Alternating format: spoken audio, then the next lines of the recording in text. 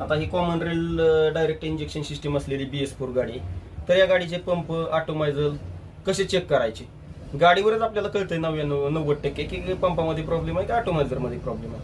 समजा तुमची गाडी चालू झाली आणि गाडी रेस केल्यानंतर जर गाडी बंद पडत असेल तर पंपामध्ये प्रॉब्लेम असू शकतो.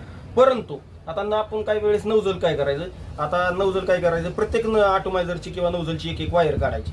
जर वायर काढल्यानंतर जर गाडी बंद पडत असेल, वायर काढल्यानंतर जर गाडी मिशिंग होत असेल, जर मिशिंग झाली तर ते नौजल ओके आहेत. जर गाडी मिशिंग नाही झाली तर नौजल खराब आहेत. त्याच्यानंतर नौजल चेक करायची दुसरी पद्धत, प्रत्येक नौजलचा रिटर्न पाईप काढायचा आणि एका मेजरिंग बॉटलमध्ये घ्यायचा.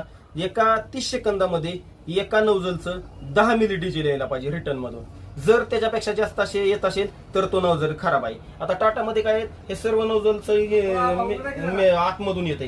तर अशा वेळेस काय करावं लागते, तर सिलेंडर हेड मधून एका सेकंदाला आपलं 30 सेकंदामध्ये 6 नौजलचं रिटर्न मिळून 70 ते 75 मिली आलं पाहिजे 30 सेकंदामध्ये. जर त्याच्यापेक्षा जास्त येत असेल तर नौजल खराब आहेत.